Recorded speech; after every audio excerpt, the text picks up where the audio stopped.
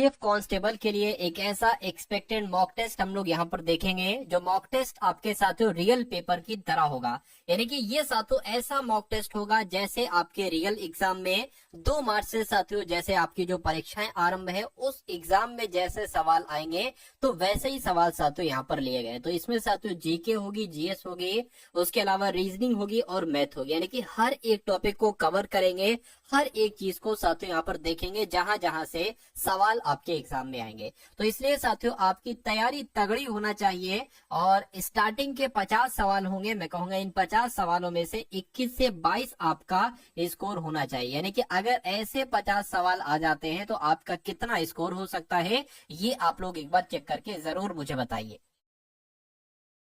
तो पहला सवाल आपकी स्क्रीन पर है, कह रहे कि ह्यूमरस अस्थि ये कहां पर होती है। तो ये कहां पर होती है साथियों, ये ऊपरी भुजा में होती है। आंसर आपका ऑप्शन नंबर सी होगा। उसके बाद देखिए सेरेब्रम किससे संबंधित होता है। तो सेरेब्रम साथियों ये मस्तिष्क में होता है। कहाँ होता है सेरेब्रम, ये मस्तिष्क में होता है। ये आपको यहाँ पर याद रखना है। अगर जैसे कि कोई चीज याददाश्त है ना, याददाश्त से संबंधित, तो वो सेरिब्रम से ही संबंधित होगी। नेक्स्ट नंबर का सवाल है, आपसे कहा जा रहा है कि मनुष्य के शरीर में पैर की हड्डी कैसी होती है। तो साथियों ये खोखली होती है, नहीं, ये आपको ध्यान रखना है संधरी होती है। कैसी होती है, संधरी होती है। राइट आंसर आपका ऑप्शन नंबर बी के साथ जाएगा भाई, बहुत बढ़िया, वेरी गुड क्लास। अब उसके बाद देखिए अगला सवाल आपके स्क्रीन पर है, कह रहे कि टिबिया नामक हड्डी ये किस में पाई जाती है। खोपड़ी में पाई जाती है या टांग में पाई जाती है, भुजा में पाई जाती है, मुंह में पाई जाती है, मुझे बताइए। तो यहाँ पर स्वीटी रॉय है, मनदीप कुमार है, दीप्ति सैनी है, रीना अरुण दी है, ठीक है। उसके अलावा साहिल विजय हैं, सूरज हैं। चलिए तो सभी का भाई स्वागत है। अब यहाँ पर टिबिया की अगर बात करें, ये हड्डी जो होती है साथियों कहाँ पर होती है आपसे पूछा जा रहा है। तो ये टांग में होती है। कहाँ पर होती है, टांग में होती है। उसके बाद देखिए मानव शरीर के किस अंग की हड्डी सबसे लंबी होती है। तो साथियों जो जांघ की हड्डी होती है ना, जांघ की हड्डी ये सबसे लंबी होती है। ये आपको यहाँ पर मालूम होना चाहिए। नेक्स्ट नंबर का सवाल देखिए आप लोग, यानी कि मानव शरीर का सबसे बड़ा अंग कौन सा होता है। मस्तिष्क होता है, हृदय होता है, चमड़ा होता है या यकृत होता है साथियों, मुझे बताइए। तो जो चमड़ा ही है, जो स्किन ही है साथियों, यही मानव का सबसे बड़ा अंग कहलाया जाता है। अगर यहाँ पर साथियों त्वचा शब्द आता ना तो त्वचा आप लगा देते। चलिए तो जिनका भी आंसर यहाँ पर कुल मिला के ऑप्शन नंबर सी के साथ है, मैं कहूंगा आंसर आपका बिल्कुल करेक्ट भाई, बहुत बढ़िया, वेरी गुड क्लास। अब उसके बाद देखिए अगला सवाल आपकी स्क्रीन पर, कहने के मानव शरीर के किस अंग की हड्डी सबसे छोटी होती है। तो सबसे बड़ी के बारे में आपने अभी देखा, और अब साथियों यहाँ पर सबसे छोटी आप लोग मुझे बता दीजिए। तो अगर आपका जवाब साथियों क्या है, तो मैं कहूंगा आपका जवाब बिल्कुल सही हो जाएगा। मुझे फटाफट आप लोग बता दीजिए। तो अगर आपका जवाब साथियों यहाँ पर कान है, ऑप्शन नंबर बी है, तो बिल्कुल सही, क्योंकि मानव शरीर के कान की हड्डी सबसे छोटी होती है। उसके बाद देखिए अगला सवाल कह रही है मनुष्य के जीवन काल में कितने दांत 2 बार विकसित होते हैं। तो साथियों 20 दांत जो है ना ये 2 बार विकसित होते हैं, ये आपको याद रखना है। उसके बाद देखिए अगला सवाल है, मनुष्य में पाचन का अधिकांश भाग किस अंक में संपन्न होता है, मुझे बताइए। साथियों देखिए आरपीएफ एग्जाम में आपके लिए समय बहुत कम है, इसलिए आपको साथियों बहुत शानदार तरीके से, बहुत अच्छे तरीके से ये सभी के सभी प्रश्नों को देखना है। मैं कहूंगा ये सारे सवाल आप देखेंगे अपने एग्जाम में, यानी कि जो भी आपका सिलेबस है बिल्कुल सिलेबस के अकॉर्डिंग आपको पढ़ाया जा रहा है। इसलिए मैं कहूंगा अगर आप अपने मन से पढ़ेंगे, अगर आप लगन से पढ़ेंगे, तो यही सवाल आपको देखने को मिल जाएंगे और आप साथियों पेपर पास करके आ जाएंगे बहुत शानदार तरीके से। मैं ये तो वादा नहीं कर सकता कि भाई आप टॉप करोगे इस क्लास को देखने के बाद, लेकिन मैं आपसे ये जरूर कहूंगा कि भले आप बिल्कुल निहायती बुरी तरीके से पास हो, लेकिन पास हो गए। सबसे नीचे आपका नंबर आएगा, नीचे वाले लड़कों में आपका नंबर आएगा, नीचे लड़कों लड़कियों में नंबर आएगा, लेकिन नंबर जरूर आएगा आपका सातों फाइनल लिस्ट में। तो इसलिए बहुत ध्यान से इस क्लास को देखिए और इन सवालों को बहुत ध्यान से देखिएगा, ठीक है। और मनुष्य में कुल मिला के यहाँ पर बात करें, मनुष्य में पाचन का अधिकांश भाग किस अंग में संपन्न होता है, अगर आपसे पूछा जाए तो छोटी आंत में संपन्न होता है। राइट आंसर आपका ऑप्शन नंबर सी हो जाएगा। नेक्स्ट नंबर का सवाल देखिए, कह रहे कि ये वार नहीं, ये लार लिखा होना चाहिए। लार में कौन सा एंजाइम होता है, ये सवाल सैकड़ों बार पूछा जा चुका है। तो लार में कौन सा एंजाइम होता है साथियों, टाइलिन नाम का एंजाइम होता है। सही जवाब जिनका भी ऑप्शन नंबर बी है तो बिल्कुल करेक्ट है। उसके बाद देखिए यानी कि पेट में भोजन को पचाने के लिए निम्नलिखित में से किसकी खास आवश्यकता होती है? तो किसकी खास आवश्यकता होती है साथियों? एंजाइम की खास आवश्यकता होती है। सही जवाब आपका ऑप्शन नंबर सी होगा। यानी कि पेस मेकर का संबंध किससे है मुझे बताइए। तो पेस मेकर का संबंध किससे है? गुर्दे से नहीं, दिमाग से नहीं, फेफड़ों से नहीं साथियों, पेस मेकर का संबंध हृदय से है। किससे है साथियों? पेस मेकर का संबंध हृदय से है। ये आपको यहाँ पर मालूम होना चाहिए भाई। बहुत बढ़िया, वेरी गुड क्लास। अब उसके बाद देख लीजिए अगला सवाल है कह के रेडियो धर्मिता की खोज किसके द्वारा की गई थी बताइए। तो रेडियो धर्मिता की खोज रदरफोर्ड के द्वारा, हेनरी बेक्वेरेल के द्वारा, रोएंटजन के द्वारा या आइंस्टाइन के द्वारा? तो आपको ये ध्यान रखना होगा कि हेनरी बेक्वेरेल के द्वारा ही रेडियो धर्मिता की खोज की गई थी। अगला सवाल आपके स्क्रीन पर कह रहे इनमें से कौन सा एक तत्व है मुझे बताइए। तो हीरे शब्द की अगर बात करते, हीरा क्या है? ये एक तत्व ही तो है। क्या है साथियों? ये एक तत्व है, ये आपको ध्यान रखना होगा। उसके बाद देखिए निम्नलिखित में से कौन सा जीवाश्म ईंधन नहीं है मुझे बताइए। तो आपको सबसे पहले तो ये मालूम होना चाहिए कि जीवाश्म ईंधन क्या है। देखिए कोयला जीवाश्म ईंधन कहा जाता है, पेट्रोल को भी जीवाश्म ईंधन कहा जाता है और जल गैस को भी जीवाश्म ईंधन कहा जाता है, लेकिन नाइट्रोजन को जीवाश्म ईंधन नहीं कहा जाता है। अब नहीं कहा जाता है ना, तो ये क्या होगा? यही आपका राइट आंसर हो जाएगा। उस हीन किसकी रचना है मुझे बताइए। तो चरित्रहीन भाई साहब ये तो किसकी रचना है? आपको याद रखना है कि शरद चंद्र चट्टोपाध्याय की रचना है। क्या? अगर शरद चंद्र चट्टोपाध्याय की बात करें तो ये चरित्रहीन रचनाकार हैं एक तरीके से, चरित्रहीन के। कामसूत्र के लेखक कौन है मुझे बताइए।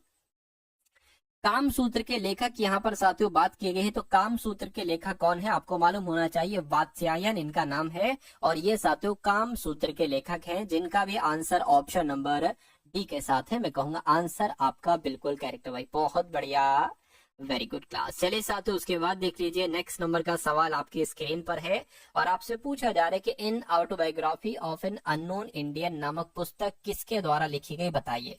तो ये पुस्तक साथियों किसके द्वारा लिखी गई ये आपको बताना है। बता दीजिए आपका राइट आंसर क्या होगा। तो नीरज सी चौधरी इनका नाम है और इनके द्वारा ही इन autobiography of an unknown Indian नामक पुस्तक लिखी गई है। ये सैकड़ों बार आपसे साथियों यहाँ पर सवाल पूछा जा चुका है, ठीक है ना। चलिए नेक्स्ट नंबर का सवाल है कह रहे कि राष्ट्रमंडल का मुख्यालय कहाँ पर है। राष्ट्रमंडल को साथियों कॉमनवेल्थ भी कहा जाता है। क्या साथियों? कॉमनवेल्थ भी कहा जाता है, ये भी आपको मालूम होना चाहिए। तो राष्ट्रमंडल आ जाए या कॉमनवेल्थ आ जाए, इसका मुख्यालय कहाँ पर स्थित है? लंदन में स्थित है। जिनका भी आंसर ऑप्शन नंबर सी है, मैं कहूंगा आपका आंसर बिल्कुल करेक्ट हो जाएगा, ठीक है ना। सार्क का मुख्यालय कहाँ पर स्थित है मुझे बताइए। डरबन में है, मुंबई में है, काठमांडू में है या साथियों जेनेवा में है। तो जिनका भी आंसर साथियों यहाँ पर काठमांडू है, यानी कि नेपाल के काठमांडू में ही किसका मुख्यालय है साथियों? सार्क का मुख्यालय है। ये आपको यहाँ पर मालूम होना चाहिए भाई। बहुत बढ़िया, वेरी गुड क्लास। साथियों अगर आपने इस वीडियो को लाइक नहीं किया, देखिए 3 काम मैं कहूंगा। वीडियो को लाइक कर दीजिए, चैनल पर अगर आप लोग नए हैं तो चैनल को सब्सक्राइब कर दीजिए, और अगर आपके पास कुछ मित्र हैं जिनका आरपीएफ का पेपर है या कुछ ग्रुप है आपके पास व्हाट्सएप पर, ठीक है, जो स्टडी वाले ग्रुप हैं, तो ये काम कर दीजिए, इस वीडियो को साथियों एक बार शेयर कर दीजिए, मुझे बहुत अच्छा लगेगा, क्योंकि पता चलता है साथियों किन किन लोगों ने वीडियो को शेयर किया है। चलिए यानी कि यूरोपीय संघ का हेडक्वार्टर कहाँ पर है। देखिए सार्क का मुख्यालय पूछा था तो काठमांडू में है। यूरोपीय संघ का मुख्यालय अगर आपसे पूछे तो ब्रुसेल्स में। कहाँ पर है साथियों? ब्रुसेल्स में है। राइट आंसर आपका ऑप्शन नंबर बी हो जाएगा। यूनेस्को का मुख्यालय कहाँ पर है बताइए। तो यूनेस्को की अगर बात करें साथियों, फ्रांस की राजधानी साथियों पेरिस में ही यूनेस्को का मुख्यालय है। राइट आंसर जिनका ऑप्शन नंबर सी के साथ है, मैं कहूंगा आंसर आपका बिल्कुल करेक्ट हो जाएगा भाई। बहुत बढ़िया, वेरी गुड क्लास। उसके बाद देखिए साथियों अगला सवाल आपके स्क्रीन पर है। इस सवाल को देखिए और आप लोग मुझे बताइए कि अब आपका सही जवाब क्या होगा। कह रहे कि यूरोपीय आर्थिक समुदाय का मुख्यालय कहाँ पर है बताइए। शंघाई में, जेनेवा में, ठीक है, या रोम में, या साथियों मैड्रिड में, बता दीजिए। चलिए तो अगर आपका जवाब साथियों यहाँ पर क्या है, अगर जेनेवा आपका जवाब है तो मैं कहूंगा आपका जवाब यहाँ पर बिल्कुल करेक्ट हो जाएगा। यानी कि यूरोपीय आर्थिक समुदाय का मुख्यालय कहाँ पर है? जेनेवा में ही है। चलिए उसके बाद देखिए प्रकाश तरंग किस प्रकार की तरंग है। प्रकाश तरंग साथियों क्या ये अनुप्रस्थ तरंग है? अच्छा ये सवाल कई बार पूछा जा चुका है, लेकिन जब भी ये सवाल आता है ना तो बच्चा कंफ्यूज हो जाता है, कभी वो लगा देता है अनुदैर्घ्य तरंग और कभी वो लगा देता है अनुप्रस्थ तरंग, और कुछ ऐसे बच्चे हैं जो ऑप्शन नंबर सी को चुन लेते हैं। लेकिन आपको ये ध्यान रखना है कि प्रकाश तरंग किस प्रकार की तरंग है, तो ये एक अनुप्रस्थ तरंग है। कैसी साथियों, ये एक अनुप्रस्थ तरंग है, ये आपको मालूम होना चाहिए। उसके बाद देखिए अगला सवाल आपके स्क्रीन पर कह के इंद्रधनुष में कितने रंग दिखते हैं बताइए। तो 10 होते हैं, 7 दिखते हैं, 12 दिखते हैं या 5 दिखते हैं। तो आपकी अगर बात करें साथियों, 7 रंग दिखते हैं। इंद्रधनुष में कितने रंग दिखते हैं साथियों, 7 रंग दिखते हैं, ये आप लोग याद रखेंगे।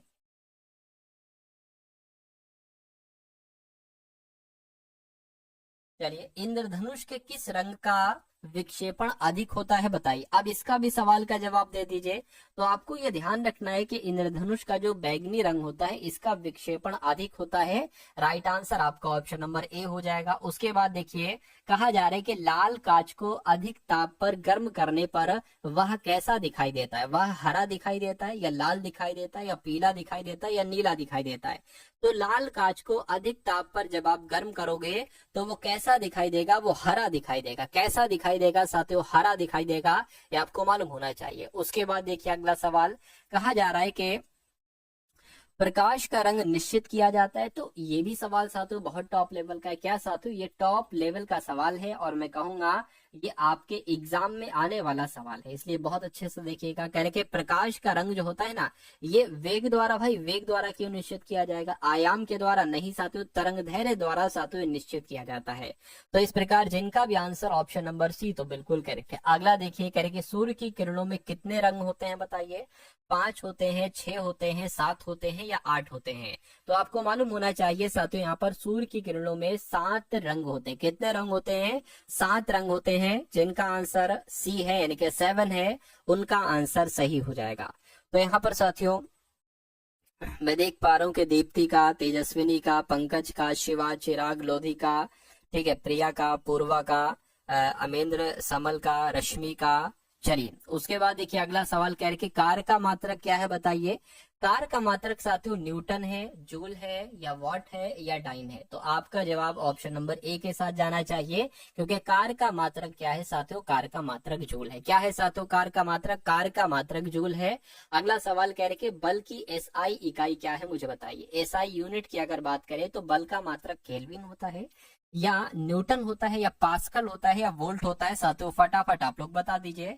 तो अगर आपका जवाब साथियों यहाँ पर न्यूटन है तो मैं कहूंगा आपका जवाब बिल्कुल सही हो जाएगा, क्योंकि बल का जो मात्रक होता है वो न्यूटन ही होता है। अब उसके बाद देखिए अगला सवाल है साथियों, 50 सवाल है। देखिए 50 सवाल आपको कराऊंगा जीएस के, ठीक है ना। और उसके बाद साथियों रीजनिंग के क्वेश्चंस होंगे और मैथ के क्वेश्चंस होंगे, तो इनको बहुत अच्छे तरीके से आपको देखना है। पूछा जा रहा है कि ल्यूमेन किसका मात्रक है बताइए। तो ल्यूमेन किसका मात्रक है साथियों, ज्योति फ्लक्स का मात्रक। क्या ल्यूमेन की अगर बात करते हैं तो साथियों ज्योति फ्लक्स का मात्रक है। राइट आंसर आपका भी होता है। अगला देखिए कह रहे पास्कल इकाई क्या है। तो पास्कल जो है ना, ये आर्द्रता की इकाई है या दाब की इकाई है या वर्षा की इकाई है या तापमान की इकाई है। तो मैं कहूंगा दाब की इकाई क्या है साथियों, जो पास्कल है ना, पास्कल ये दाब की ही तो इकाई है। तो आपका सही जवाब अगर है ऑप्शन नंबर बी तो बिल्कुल करेक्ट है। उसके बाद देखिए कैंडेला का मात्रक क्या है बताइए। तो कैंडेला का मात्रक ज्योति फ्लक्स नहीं है, ज्योति तीव्रता है। क्या है साथियों, कैंडेला का मात्रक है ज्योति तीव्रता है। ये आपको यहाँ पर मालूम होना चाहिए भाई, बहुत बढ़िया, वेरी गुड क्लास। अगला सवाल कह रहे विद्युत मात्रा की इकाई क्या है बताइए। विद्युत मात्रा की इकाई एम्पियर है, ओम है, वोल्ट है या साथियों कूलम है बताइए। फटाफट देखिए कमेंट में आपका आंसर आते रहना चाहिए। कमेंट में जो आंसर है वो नहीं रुकना चाहिए, ठीक है। तो जिनका भी आंसर यहाँ पर एम्पियर है, मैं कहूंगा एम्पियर बिल्कुल सही हो जाएगा, क्योंकि विद्युत मात्रा की इकाई क्या होती है, एम्पियर ही होती है। उसके बाद देखिए कह रहे एसआई पद्धति में लेंस की शक्ति की इकाई क्या है बताइए। तो लेंस की शक्ति की इकाई अगर आपसे पूछी जाए ना तो डायोप्टर आपको बता देना है। क्या आपको बता देना है साथियों, आपको डायोप्टर बता देना है। राइट आंसर आपका क्या हो जाएगा साथियों, ऑप्शन नंबर बी हो जाएगा। अगला सवाल करके निम्नलिखित में से कौन एक सदिश राशि नहीं है मुझे बताइए। तो कौन सी एक सदिश राशि नहीं है, देखिए फिर संवेग हो गई और वेग हो गई और कोणीय वेग हो गई। ये एक तरीके से साथियों सदिश राशि है। लेकिन द्रव्यमान की अगर बात करते हैं ना तो ये एक अदिश राशि है। कैसी राशि है साथियों? ये एक अदिश राशि है। तो मैं कहूंगा द्रव्यमान सदिश राशि नहीं है। क्यों? क्योंकि ये एक अदिश राशि है। तो इस प्रकार जो लोग भी ऑप्शन नंबर डी के साथ हैं, मैं कहूंगा आंसर आपका बिल्कुल करेक्ट है भाई, बहुत बढ़िया, वेरी गुड क्लास। उसके बाद देखिए अदिश राशि क्या है। तो देखिए यहाँ पर अगर बात करें बल, आघूर्ण और संवेग, ये तो नहीं, लेकिन ऊर्जा की अगर बात करते हैं तो ये एक अदिश राशि हो जाएगी। क्या हो जाएगी? ऊर्जा एक अदिश राशि होती है। इतनी जानकारी आपको मालूम होना चाहिए। उसके बाद देखिए कह रहे कि निम्नलिखित में से सदिश राशि क्या है, तो इसमें से सदिश राशि आपको बताना है। अब मैं आपको बता देता हूँ कि ये तीनों अदिश राशियां हैं। क्या साथियों? ये तीनों अदिश राशियां हैं। लेकिन वेग की अगर बात करें तो वेग आपकी एक सदिश राशि है। राइट आंसर आपका ऑप्शन नंबर ए हो जाएगा। उसके बाद देखिए उत्प्लावकता से संबंधित वैज्ञानिक कौन है, बताइए। तो उत्प्लावकता से संबंधित वैज्ञानिक कौन है साथियों? आर्किमिडीज हैं। कौन है साथियों? उत्प्लावकता से संबंधित वैज्ञानिक आर्किमिडीज हैं। आंसर आपका ऑप्शन नंबर ए होगा। उसके बाद देखिए कह रहे कि निम्नलिखित में से किसमें गतिज ऊर्जा नहीं होती है, मुझे बताइए। चलिए देखिए गतिज ऊर्जा की अगर बात करें, ठीक है, चली हुई गोली में गतिज ऊर्जा होती है, तो भाई चली हुई गोली में गतिज ऊर्जा होती है। बहते हुए पानी में गतिज ऊर्जा होती है। चलता हथौड़े में गतिज ऊर्जा होती है। लेकिन जो खिंचा हुआ धनुष है, ठीक है, उसमें साथियों गतिज ऊर्जा नहीं है। क्या? उसमें गतिज ऊर्जा नहीं है। जैसे कि बांध के द्वारा ठहरा हुआ जो पानी है, इसमें कौन सी ऊर्जा हो जाएगी? इसमें स्थितिज ऊर्जा हो जाएगी। क्या साथियों? इसमें स्थितिज ऊर्जा हो जाएगी। और बांध द्वारा ठहरा हुआ पानी जो होता है ना, बांध द्वारा ठहरा हुआ जो पानी होता है उसमें भी स्थितिज ऊर्जा होती है और खिंचे हुए धनुष में भी स्थितिज ऊर्जा होती है। लेकिन चली हुई गोली में गतिज ऊर्जा, बहते हुए पानी में गतिज ऊर्जा, चलते हुए हथौड़े में गतिज ऊर्जा। उसके बाद देखिए अगला सवाल आपकी स्क्रीन पर है। कह रहे कि शांता की इकाई क्या है? तो शांता की इकाई की अगर बात करें तो पॉइज है। क्या है साथियों शांता की इकाई? शांता की इकाई पॉइज है। न्यूटन मीटर किसका मात्रक है? तो न्यूटन मीटर साथियों ये आपका ऊर्जा का मात्रक है। किसका? ऊर्जा का मात्रक है। लाइफ डिवाइन पुस्तक के लेखक कौन है, मुझे बताइए। तो महात्मा गांधी जी नहीं, रविन्द्रनाथ टैगोर नहीं, राधा कृष्ण नहीं साथियों, अरविंद घोष ही लाइफ डिवाइन नामक पुस्तक के लेखक हो जाएंगे, आपको मालूम होना चाहिए। उसके बाद देखिए भारत के राष्ट्रीय ध्वज का वो भी आरपीएफ कांस्टेबल के लिए बहुत शानदार है।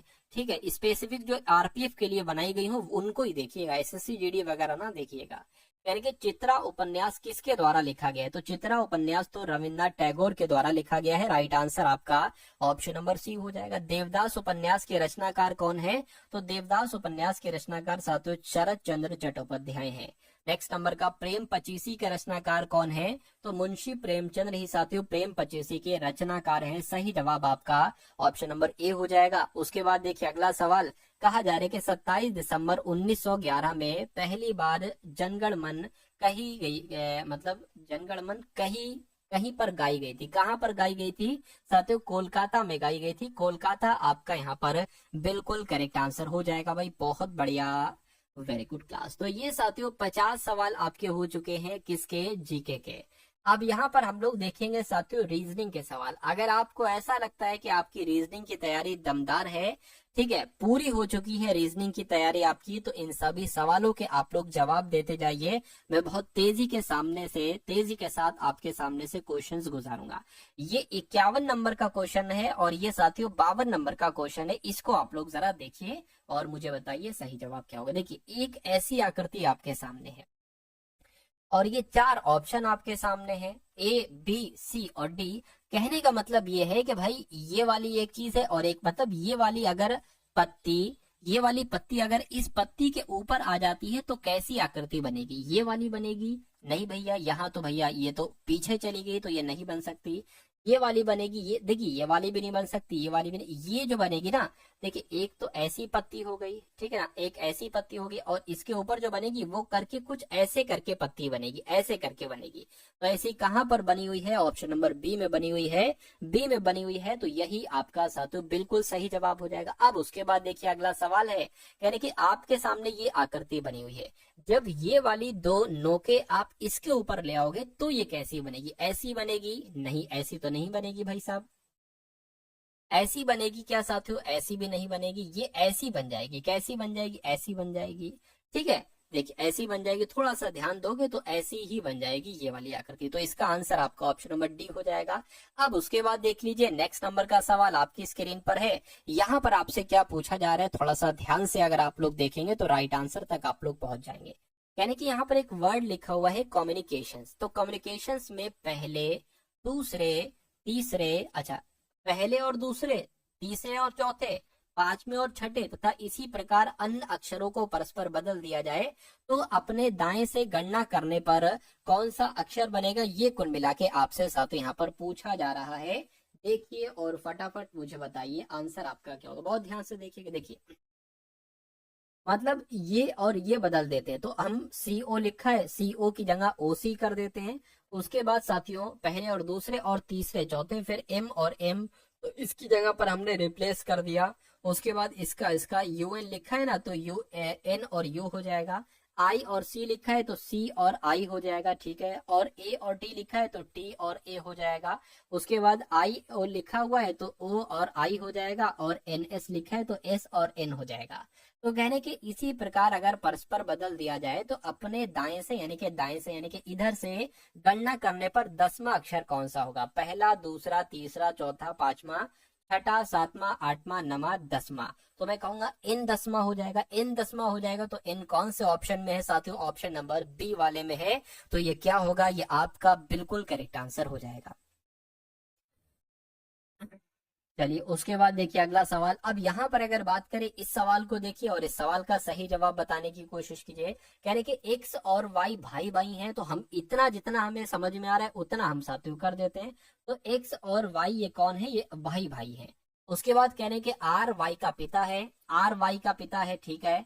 ये जो आर है ना, आर ये पिताजी हो जाएंगे। किसके पिताजी हो जाएंगे ठीक है, आर वाई का पिता हो जाएगा। और कह रहे हैं कि एस टी का इकलौता भाई है। एस जो है ना टी का इकलौता भाई है और एक्स का मामा है। कौन एक्स का मामा है, एस जो है ना, एस ये एक्स का मामा है, ठीक है। ये बात साथियों, ये बात साथियों क्लियर है। यहाँ पर इतनी बात क्लियर है। देखिए एक्स और वाई भाई भाई हैं, ठीक है। उसके बाद कहा जा रहा है कि वाई का पिता आर है, वाई का पिता आर हो गया। अब इसको कह रहे हैं कि एस जो है ना, एस ये टी का तो इकलौता भाई है, ठीक है। और एस जो है ना ये एक्स का मामा है। देखिए एक्स की वो मम्मी होंगी, ठीक है। एक्स की मान लीजिए मम्मी ये हो गई। उनका भाई कौन होगा साथियों, उनका भाई एस हो जाएगा, तभी तो ये हो पाएगा, ठीक है। और कहेंगे टी का आर से क्या संबंध है। अब टी पता कहां पर आएगा, टी साथियों यहाँ पर आ जाएगी। यानी कि ये दोनों ये मम्मी हो जाएंगी। ये कौन हो जाएंगी, ये मम्मी हो जाएंगी। और ये पति पत्नी हो जाएंगे, ये पति हो जाएंगे, ये पत्नी हो जाएंगी। तो आर क्या कहेगा टी को, आर क्या कहेगा भैया टी को, आर क्या कहेगा टी को, आर को, तो आर तो अपनी पत्नी ही कहेगा टी को। तो पत्नी कहेगा, तो पत्नी कौन से ऑप्शन में है, ऑप्शन नंबर बी वाले में है। तो इस प्रकार जिनका आंसर ऑप्शन नंबर बी है, तो मैं कहूंगा आंसर आपका बिल्कुल करेक्ट है। अब अगला सवाल आपके लिए, इस सवाल को देखिए और मुझे बताइए कि आपका सही जवाब क्या हो सकता है, बताइए। मतलब कुल मिला के आपको ये बताना है। यहाँ पर थोड़ा सही नहीं लिखा हो, मैं लिख देता हूँ। देखिए ये नंबर सीरीज वाला सवाल है। यानी कि सबसे पहले यहाँ पर 325 लिखा हुआ है, ठीक है। उसके बाद 295 लिखा हुआ है, ठीक है। उसके बाद 204 आ चुका है, ठीक है। उसके बाद 160 आ चुका है, ठीक है। उसके बाद 127 आ चुका है, और उसके बाद 105 आ चुका है। यानी कि अब अगला नंबर यहाँ पर क्या हो सकता है, चेक करिए और मुझे बताइए राइट आंसर क्या होगा।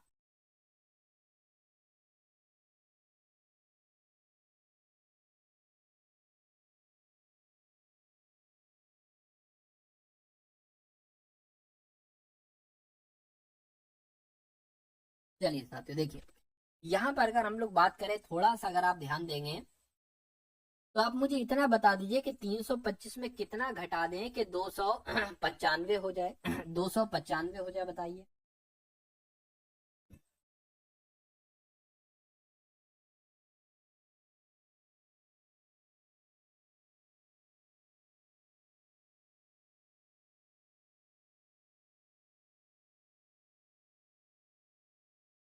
देखिए तो यहाँ पर साथियों कितना घटाया जा रहा है, ठीक है, या ऐसा कर लो कितना बढ़ाया गया, या बढ़ाने से देख लो कितना बढ़ाया गया है।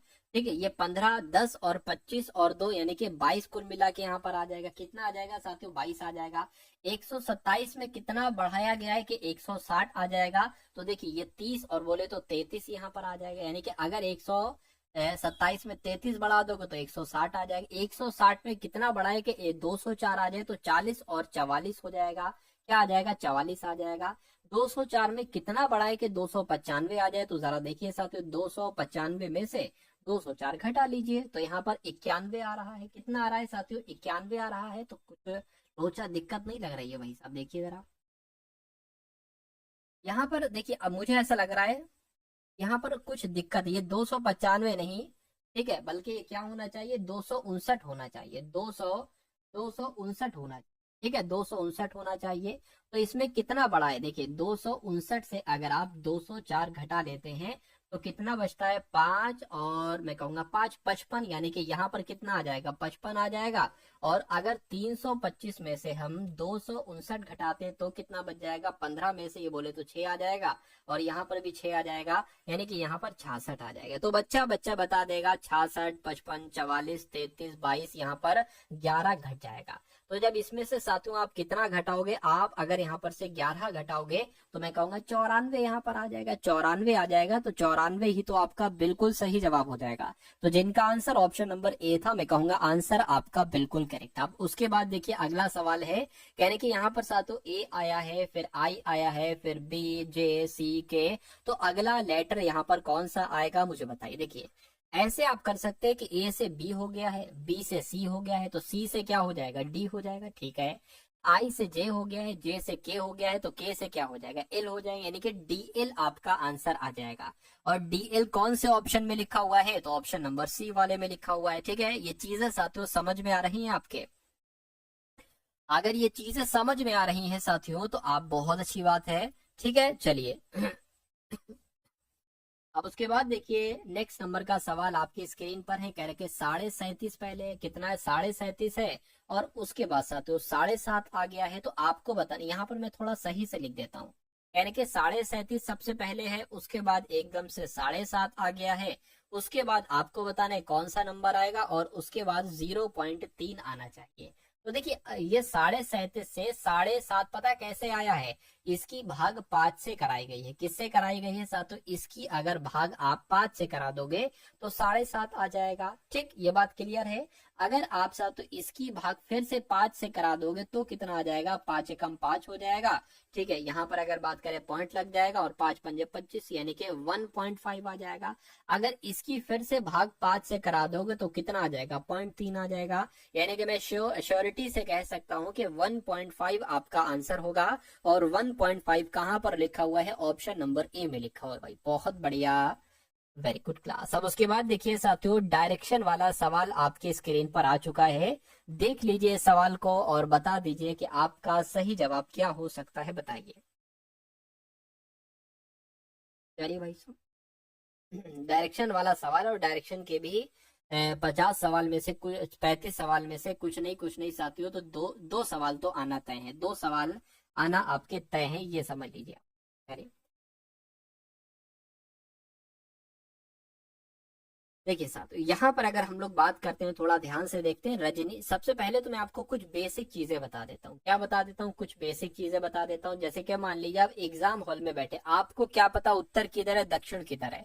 तो आप हमेशा ये ध्यान रखेंगे कि जो ऊपर वाली साइड होगी वो उत्तर होगी, और नीचे वाली जो दिशा होगी वो क्या होगी, वो साथियों दक्षिण होगी। और इधर वाली जो होगी वो पूर्व होगी, और इधर वाली क्या हो जाएगी साथियों, इधर वाली पश्चिम हो जाएगी। अगर आपसे कहा जाए कि उत्तर पूर्व में चलिए तो आप इधर को चलेंगे। पहला पॉइंट तो ये ध्यान रखेंगे। दूसरा पॉइंट आप ये ध्यान रखेंगे कि जो आपका सीधा हाथ होता है ना, सीधा हाथ, यही आपका दायां हाथ कहलाया जाता है। अगर आपसे कहा जाए दाएं मुड़िए तो आपको सीधे हाथ से मुड़ना है।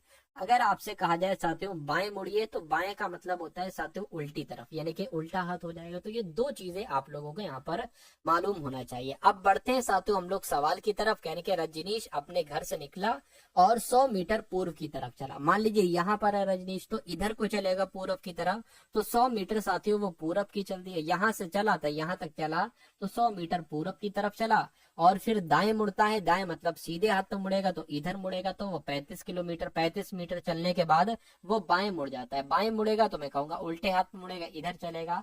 तो करेंगे अब वो किस दिशा में जा रहा है, तो ये दिशा क्या है, ये दिशा पूर्व है, यानी कि वो साथियों अपने पूर्व में ही जा रहा है। तो इस प्रकार आपका आंसर अगर ऑप्शन नंबर बी है तो मैं कहूंगा बिल्कुल करेक्ट है। तो यहाँ पर अभिषेक कुमार का, रीना पाल का, आर्मी लव का, ठीक है, चिम्मन लाल का, दीप्ति का, विजय का, चिराग का, प्रिया तेजस्विनी, ठीक है, रश्मि सक्सेना, पश्चिम बता रहे हैं भाई पूरब होगा आंसर। क्या होगा इसका आंसर, पूर्व हो जाएगा। चलिए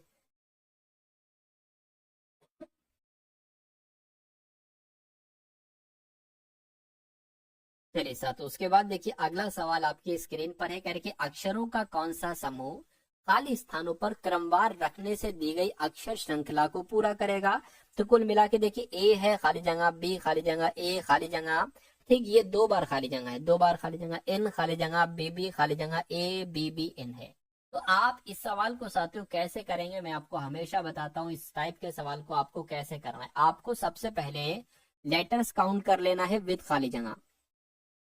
देखिए 1 2 3 4 5 6 7 8 9 10 11 12 13 14 15 16, यानी कि 16 है। तो मैं कहूंगा साथियों 4 4 का पेयर बन सकता है। कितने कितने का पेयर साथियों, यहाँ पर 4 4 का पेयर बन सकता है, बना लीजिए। 1 2 3 4 ये अलग हो गया, 1 2 3 4 ये अलग हो गया, 1 2 3 4 ये अलग हो गया, और 1 2 3 4 ये अलग हो गया। अच्छा यहाँ पर तो हमें पूरा बना बनाया मिल गया कि A BB N, तो यहाँ पर ए है, बी बना लो और एन बना लो, यानी कि A BB N, और यहाँ पर बी और बी आ जाएगा A BB N, और यहाँ पर A BB N हो जाएगा। तो आपको देखना है कि आपने अपने पेन से क्या क्या लिखा हुआ है। आपने बी लिखा है, आपने एन लिखा है, आपने B लिखा है, आपने ए लिखा है और एन लिखा है। अब आपको देख लेना है कि ये कौन से ऑप्शन में लिखा हुआ है। ये तो साथियों BNBBAN कहाँ पर लिखा हुआ है, ऑप्शन नंबर बी में लिखा हुआ है। तो इस प्रकार साथियों जिनका आंसर ऑप्शन नंबर किसके साथ है, ऑप्शन नंबर बी के साथ है, मैं कहूंगा आंसर आपका बिल्कुल करेक्ट हो जाएगा भाई, बहुत बढ़िया, वेरी गुड क्लास। अब उसके बाद देखिए अगला सवाल है आपकी स्क्रीन पर। ठीक है साथियों, अब अगले नंबर का सवाल आपकी स्क्रीन पर है। इस सवाल को देख लीजिए और बता दीजिए कि आपका राइट आंसर यहाँ पर क्या हो सकता है। चलिए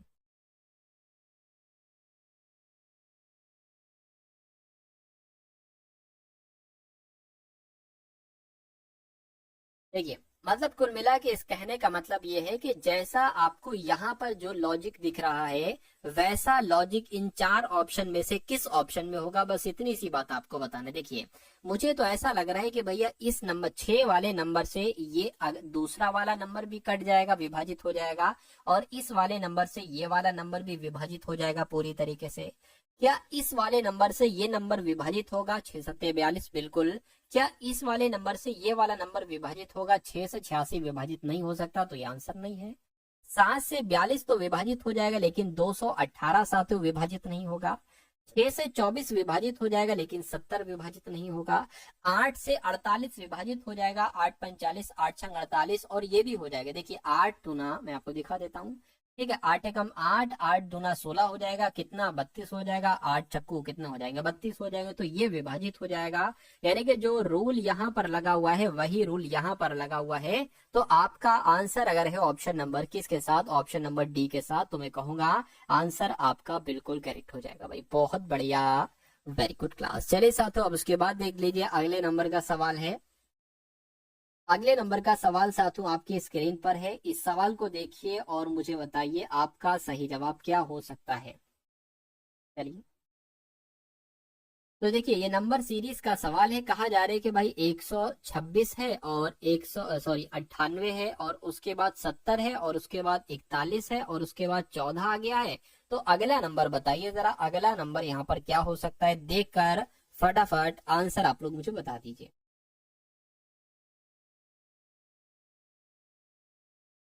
देखिए सिंपल से, देखिए जो यहाँ पर कहा जा रहा है हम वो कर लेते हैं क्या। जो यहाँ पर कहा जा रहा है 126 से 98 हुआ है, तो मैं कहूंगा यहाँ पर कितना माइनस किया गया, यहाँ पर 28 माइनस किया गया, ठीक है। 98 से 70 यहाँ पर हुआ है, तो यहाँ पर भी तो लगभग साथ ही वही 28 माइनस किया गया है, ठीक है। अच्छा यहाँ पर कहा जा रहा है तो कौन सी संख्या गलत है, ये हमें नहीं देखना है कि यहाँ पर कौन सा आएगा, हमें ये देखना है आखिर कि भैया इसमें से कोई नंबर गलत है, वो नंबर गलत है वो आपको बता देना है कौन सा नंबर गलत। देखिए अब 28 इसमें माइनस किया, 28 इसमें माइनस किया, तो 28 इसमें माइनस करना पड़ेगा, यानी कि जब आप 70 में से 28 माइनस करोगे तो 2 आ जाएगा, 4, यानी कि यहाँ पर तो 42 आ रहा है।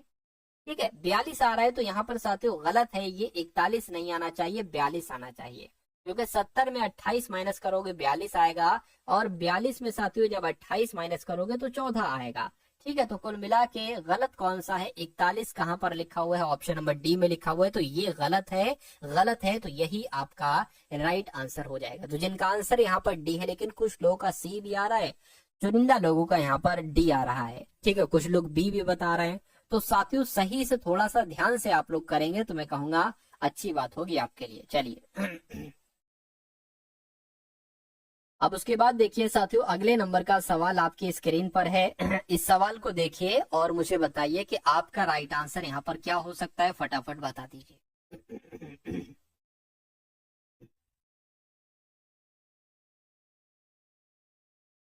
निम्नलिखित शब्दों को तर्क संगत, क्या निम्नलिखित शब्दों को तर्क संगत क्रम के अनुसार आपको साथ यहाँ पर लिखना है। कह रहे कि थका हुआ, थका हारा, रात्रि, दिन, नींद, कार। तो कुल मिला के सबसे पहले क्या हो सकता है मुझे जरा बताइए। सबसे पहले दिन की शुरुआत हुई, यानी कि 3 वाला सबसे पहले आ गया। सबसे पहले किसकी शुरुआत हुई भाई साहब, दिन की शुरुआत हुई। अब दिन की शुरुआत होने पर वो क्या करेगा, अपना कार्य करेगा, अपना कार्य करेगा। ठीक है, अपना वो कार्य करेगा, उसने कार्य की शुरुआत कर दी। उसके बाद साथियों जब वो अपना कार्य करेगा तो थोड़ा बहुत थके हारेगा भी, तो वो तो साथियों क्या, वो थका हारा हो गया। क्या थका हारा हो गया, अरे भाई दिन होगा, काम करेगा तभी तो थकेगा। उसके बाद क्या आ जाएगी, उसके बाद साथियों रात्रि हो जाएगी, तो उसके बाद रात्रि हो जाएगी, और उसके बाद क्या हो जाएगा, वो साथियों सो जाएगा। उसके बाद वो सो जाएगा, तो कुल मिला के 4 यहाँ पर आएगा। तो ये क्रम आपको बताना है। 351, 24 ये कहाँ पर लिखा हुआ है, 351, 351, 24 ये ऑप्शन नंबर सी में लिखा हुआ है। तो जिनका भी आंसर कुल मिला के यहाँ पर ऑप्शन नंबर सी के साथ था, मैं कहूंगा आंसर आपका बिल्कुल करेक्ट हो जाएगा भाई। बहुत बढ़िया, वेरी गुड क्लास। ठीक है ना, चलिए अब नेक्स्ट नंबर का सवाल हम लोग देखते हैं। ठीक है, इस सवाल को देख लीजिए और मुझे बता दीजिए कि आपका सही जवाब यहाँ पर क्या हो सकता है, बताइए।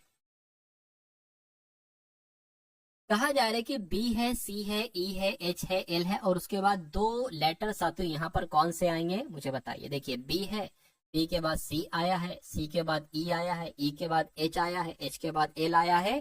तो आपको बताने कि यहाँ और यहाँ पर कौन से लेटर आ जाएंगे, ये आपको साथियों फटाफट बताना है। देखिए बी में 1 बढ़ाया गया है तो सी हुआ है, सी में 2 बढ़ाया गया है, और ई में 3 बढ़ाया गया है तो एच हुआ है, एच में 4 बढ़ाया गया है तो मैं कहूंगा एल में 5 बढ़ाया जाएगा। तो जब आप एल में 5 बढ़ाओगे तो कितना आ जाएगा साथियों, तो आपका 17, यानी कि बोले तो क्यू आ जाएगा यहाँ पर।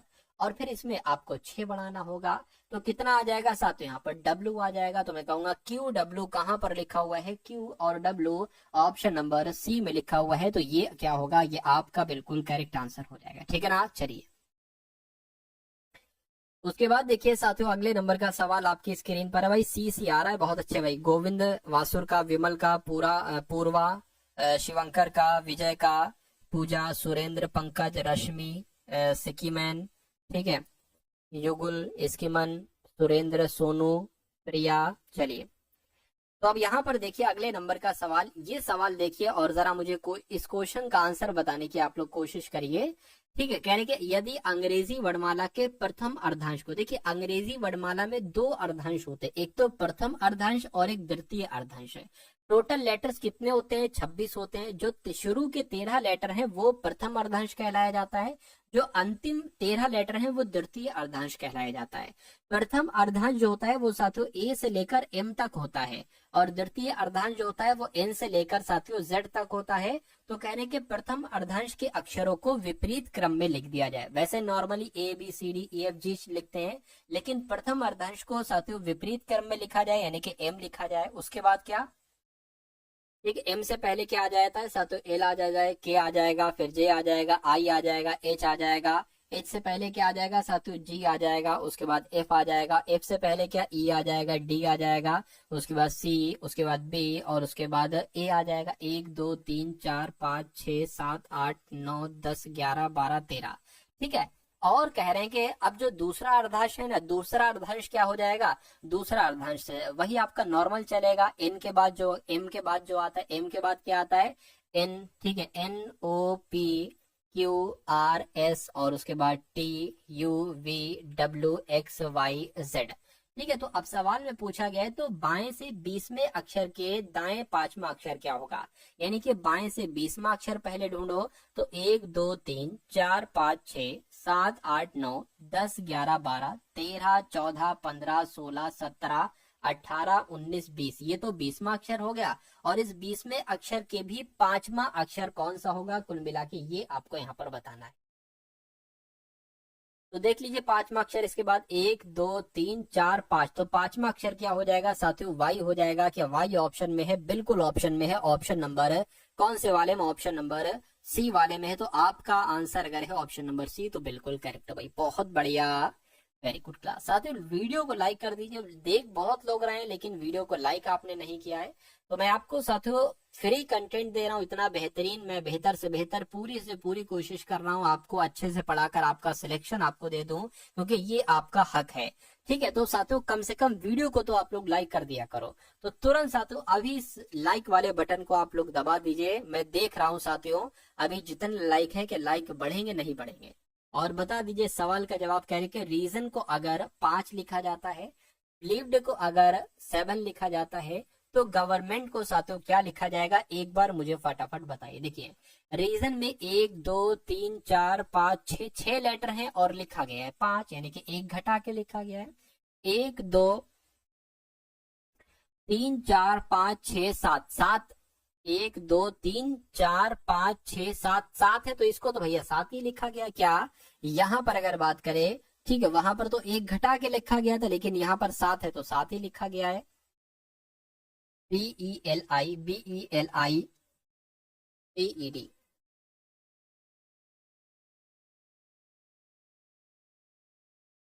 चलिए कोई दिक्कत नहीं है। ठीक है, इसकी अगर बात करें 1 2 3 4 5 6 7 8 9 10, यहाँ पर 10 है तो क्या 10 आ जाएगा। अब यहाँ पर दिक्कत पता क्या हो गई है, दिक्कत साथियों यहाँ पर यही हो गई है। ठीक है, कि पहले में तो भैया एक घटा के लिखा गया है लेकिन दूसरे में फिर दिक्कत हो गई है, बताइए क्या। लेकिन ये बिलीव्ड की स्पेलिंग सही नहीं लिखी है, क्योंकि बिलीव्ड की स्पेलिंग क्या होती है साथियों, BELI, क्या BELIEVED होती है।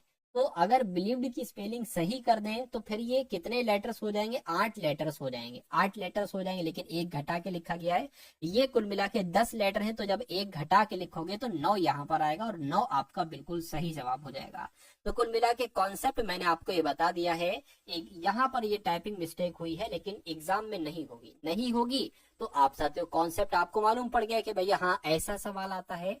चलिए उसके बाद देखिए अगला सवाल आपकी स्क्रीन पर है, कह रहे कि जैसे डॉक्टर को, ठीक है, डॉक्टर जैसे स्टेथोस्कोप का इस्तेमाल करता है वैसे ही पेंटर किसका इस्तेमाल करेगा, पेंटिंग का, ब्रश का, प्रदर्शनी का, या साथियों कला का, फटाफट मुझे बताइए। देखिए डॉक्टर को भैया स्टेथोस्कोप का इस्तेमाल करता ही करता है, वो जो उसके गले में पड़ा होता है, ठीक है, तो वो स्टेथोस्कोप होता है, इसको आला भी कहा जाता है। तो पेंटर भैया किसका इस्तेमाल करेगा, ब्रश का इस्तेमाल करेगा, और ब्रश ऑप्शन नंबर बी में है, तो जिनका आंसर ऑप्शन नंबर बी है तो बिल्कुल करेक्ट है। जिस प्रकार पायरिया का संबंध साथियों दांतों से है, उसी प्रकार ट्रैकोमा का संबंध किससे होगा, मुझे बताइए। आपको मालूम होना चाहिए कि पायरिया नामक रोग ये दांत में हो जाता है, तो ट्रैकोमा नामक रोग ये कहां पर होता है, ये आंखों में होता है, आंखों से संबंधित हो जाएगा। इस प्रकार आपका आंसर ऑप्शन नंबर सी होना चाहिए। उसके बाद देखिए अगला सवाल है आपकी स्क्रीन पर, इस सवाल को देखिए और मुझे बताइए राइट आंसर क्या है। साथियों अभी मैथ का मजा भी चखना है आपको, अभी आप रीजनिंग का मजा चख रहे हैं और इसके बाद साथियों मैथ का मजा भी मैं आपको चखाने वाला हूं। यानी कि मैं आपको इतना तैयार कर दूंगा कि कम से कम आरपीएफ कांस्टेबल में सिलेक्शन आपका हो जाए। बस आपको लगे रहना है, बने रहना है अंतिम दम तक, जब तक आपका एग्जाम नहीं हो जाता।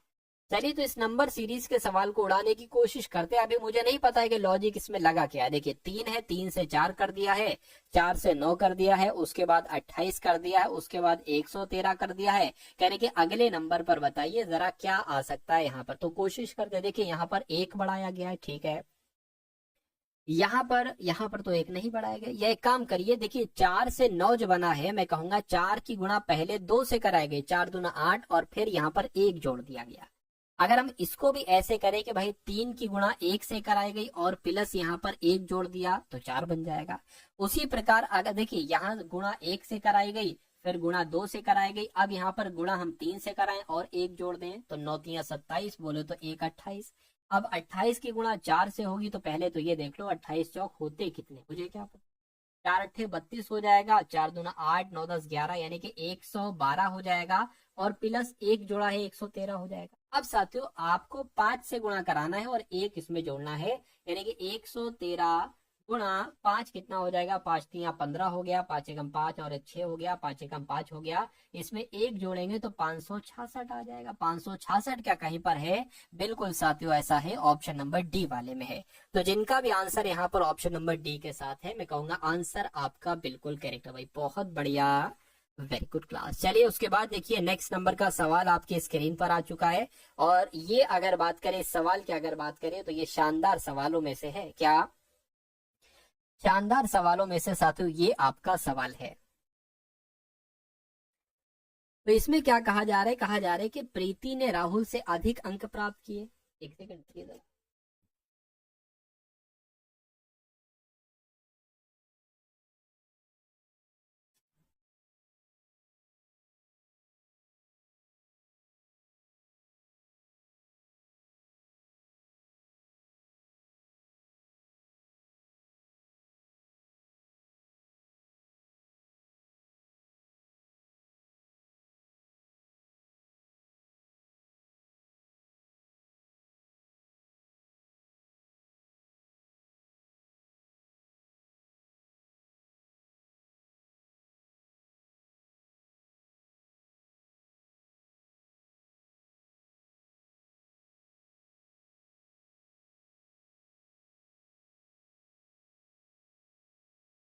चलिए तो मैं आ गया साथियों, थोड़ा सा पानी वगैरह पी लिया था, ठीक है। अब यहाँ पर अगर बात करें, कह रहे कि प्रीति ने राहुल से अधिक अंक प्राप्त किए, तो देखिए जितना जितना जो जो हमसे कहा जा रहा है ना, वैसा वैसा हम करते जाएंगे, बाकी हमें और ज्यादा दिमाग लगाने की यहाँ पर जरूरत नहीं है। तो कह रहे हैं कि प्रीति ने राहुल से अधिक अंक प्राप्त किए, तो इसको लिख लो। अभी पूरा सवाल भी मत पढ़ो, इसको लिख लो जितना कहा जा रहा है। तो भैया यहाँ पर प्रीति ने क्या किया है, ठीक है, प्रीति ने क्या किया, प्रीति गलत लिख गया, कोई दिक्कत नहीं, तामे छोटी की मात्रा लगाना चाहिए मुझे। प्रीति ने क्या किया है? प्रीति ने राहुल से अधिक अंक प्राप्त किए हैं। मैं अधिक का ये साइन बनाऊंगा, दो दो तीर जहां पर है उसने अधिक प्राप्त किए हैं। तो प्रीति ने राहुल से अधिक अंक प्राप्त किए हैं। यमुना ने दिव्या के बराबर अंक प्राप्त किए, तो यमुना ने दिव्या के बराबर अंक प्राप्त किए। अभी हमें उस लाइन को लेना होगा जहां पर प्रीति या राहुल में से किसी एक का जिक्र होगा। तो यहाँ पर देखिए राहुल का जिक्र है, राहुल ने यमुना से अधिक अंक प्राप्त किए हैं, तो राहुल ने यमुना से अधिक अंक प्राप्त किए हैं, तो इस प्रकार से बन जाएगा राहुल ने यमुना से अधिक अंक प्राप्त किए हैं। अब हमें उस लाइन को देखना होगा जहां पर प्रीति राहुल यमुना में से किसी एक का जिक्र किया होगा, ठीक है। तो यमुना ने दिव्या के बराबर अंक प्राप्त किए हैं, तो यमुना ने दिव्या के बराबर अंक प्राप्त किए हैं, ये भी क्लियर हो गया। अब देखिए, अब मंजू ने दिव्या से कम अंक प्राप्त किए हैं, तो मंजू ने दिव्या से कम अंक प्राप्त किए हैं, तो ये भी ऐसे ही बनेगा। भैया मंजू ने तो कम अंक प्राप्त किए हैं दिव्या से, ये बात तो बिल्कुल सही है, ठीक है, कोई दिक्कत नहीं है। उसके बाद कहा जा रहा है कि सबसे कम अंक किसने प्राप्त किए हैं। क्या अब एक बार दोबारा से सवाल हम पढ़ें? बिल्कुल पढ़ना चाहिए। कह रहे हैं कि साथियों प्रीति ने राहुल से अधिक अंक प्राप्त किए, प्रीति ने राहुल से अधिक अंक प्राप्त किए, ठीक है। यमुना ने दिव्या के बराबर अंक प्राप्त किए, यमुना ने दिव्या के बराबर अंक प्राप्त किए। लोकिता ने मंजू से कम अंक प्राप्त किए, लीजिए हो गया साथियों। लोकिता ने क्या, लोकिता ने मंजू से कम अंक प्राप्त किए। जितने लोग थे उतने लोग हमने बैठा दिए, जहां बैठाना थे वहां बैठा दिए। सवाल में पूछा जा रहा है सबसे कम अंक किसने प्राप्त किए, तो सबसे कम अंक लोकिता ने प्राप्त किए। तो लोकिता कौन से ऑप्शन में है साथियों, ऑप्शन नंबर डी वाले में है। तो इस प्रकार जिनका आंसर ऑप्शन नंबर डी तो बिल्कुल करेक्ट है। उसके बाद देखिए साथियों नेक्स्ट नंबर का सवाल आपकी स्क्रीन पर है, मुझे बताइए।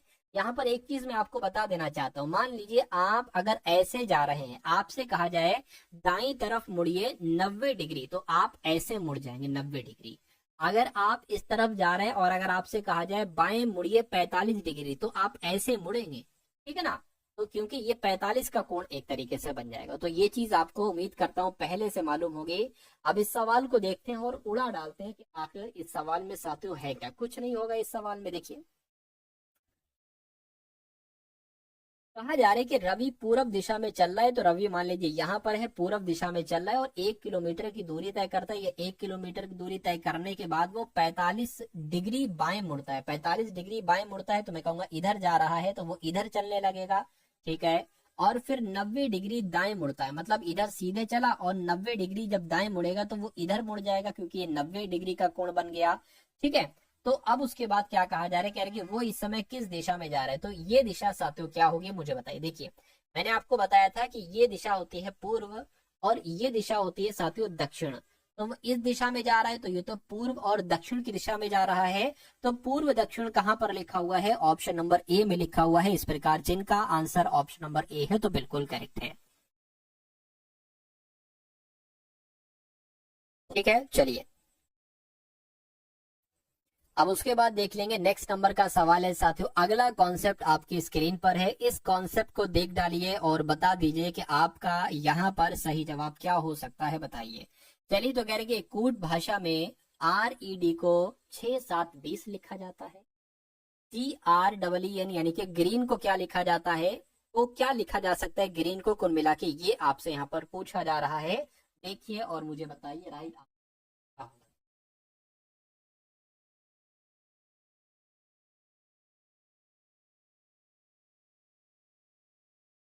क्या कॉन्सेप्ट यहाँ पर लगा हुआ है, ये आपसे कुल मिला के पूछा जा रहा है, मुझे बताइए। देखिए अब यहाँ पर अगर हम लोग बात करें तो देखिए आर जो होता है ना, आर ये 18 पर होता है, ई जो होता है वो 5 पर होता है, डी जो होता है 4 पर होता है। ये बात क्लियर है, कहिए बिल्कुल क्लियर है। लेकिन ये 18 5 4 से बना कैसे है ये 6 7 20, ये बात मुझे समझ में नहीं आ रही।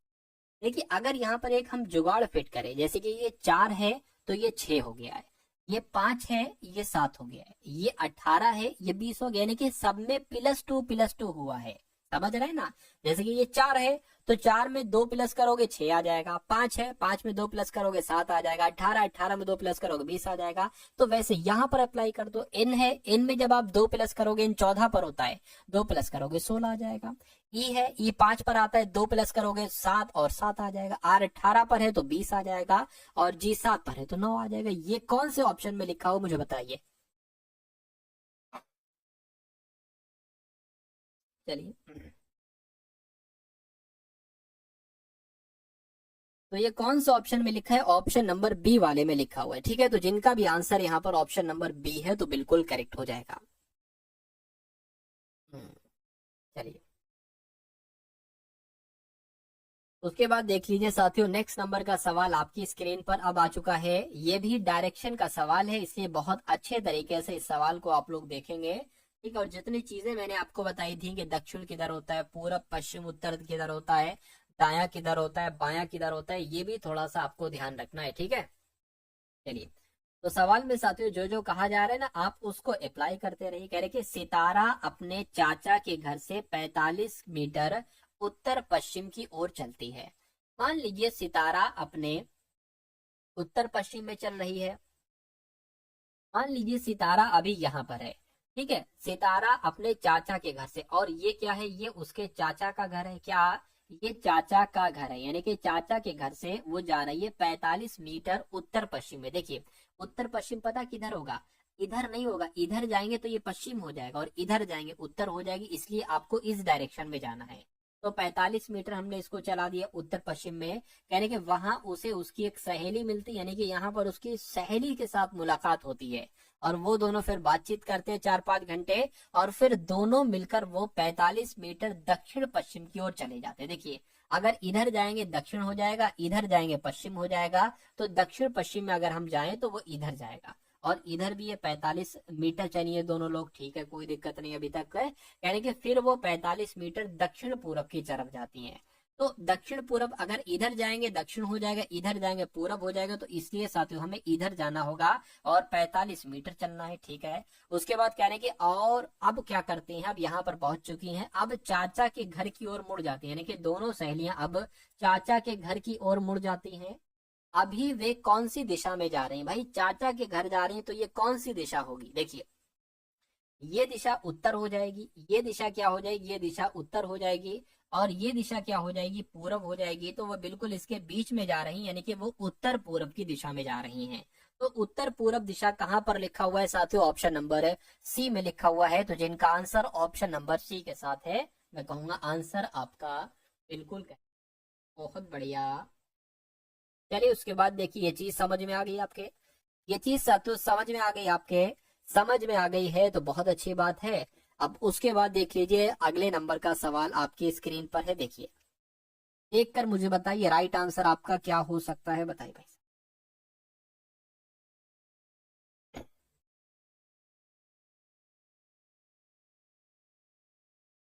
चलिए, क्या इसमें सवाल में कुछ नहीं करके जो आपका शब्द दिया गया है, इसमें शब्द को चुनिए जो दिए गए शब्द के अक्षरों का प्रयोग करके नहीं बनाया जाता है। देखिए, सिचुएशन वर्ड की अगर हम बात करते हैं तो SITU, एस ये हो गया, ठीक है, और आई ये हो गया, टी ये हो गया, यू किधर गया, यू किधर गया, यू नहीं है, यानी कि यही नहीं बनाया जा सकता है।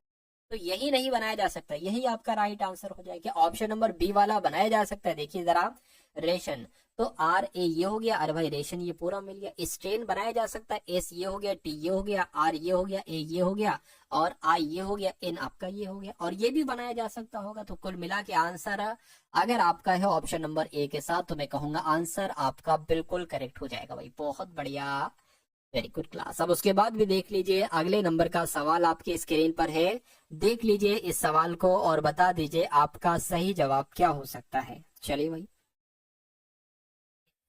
कहा जा रहा है आपसे कि कहा तो कुछ नहीं जा रहा है, प्रश्न आकृति आपको दी गई है यहाँ पर, प्रश्न आकृति आपको दी गई है, और प्रश्न आकृति के बाद आपको बताने के वाकई में यहाँ पर क्या आएगा। देखिए, ये यहाँ पर आपको दिख रहे होंगे 1 2 3 4 5, यानी कि 5 जो वर्ग हैं वो काले हैं। अगली आकृति में 4 वर्ग काले रह गए, यानी कि यहाँ पर 5 वर्ग काले हैं, यहाँ पर 4 वर्ग काले हैं, यहाँ पर 1 2 3 वर्ग काले हैं, और यहाँ पर 2 वर्ग काले हैं। तो अगली आकृति जो बनेगी उसमें सिर्फ और सिर्फ 1 वर्ग काला होगा। इसमें 1 वर्ग काला नहीं है, इसमें 1 वर्ग काला नहीं है, इसमें कोई वर्ग काले नहीं है, सिर्फ और सिर्फ इसमें 1 वर्ग काला है, इसमें 1 वर्ग काला है। तो यही आपका राइट आंसर हो जाएगा। तो जिनका भी आंसर है, अरुण 777 गेमर, प्रिया, ठीक है, उसके अलावा वैशाली, अभय, महिपात, रश्मि, गेम किलर, सुरेंद्र, उसके अलावा दिग्वती देवी, प्रिया, सुषमा, आर्मी लव, आशीष रावल, युगुल, चिराग, ठीक है, सभी का आंसर यहाँ पर सी के साथ जा रहे हैं, जो कि बिल्कुल सही हो जाता है। अब यहाँ पर अगर हम बात करें तो साथियों मैथ के यहाँ पर क्वेश्चंस स्टार्ट हो चुके हैं। कौन से सवाल साथियों, मैथ के सवाल यहाँ पर आपके शुरू हो चुके हैं। इन सभी सवालों को बहुत मन से देखिएगा और अपने एग्जाम को क्रैक करने की पूरी पूरी कोशिश आप लोग करिएगा। चलिए, तो अब इस सवाल को साथियों जरा आप लोग मुझे करके बताइए कि आखिर इस सवाल में क्या है, और आप इस सवाल को कैसे क्रैक कर सकते हो, क्या कर सकते हो, मुझे बताइए।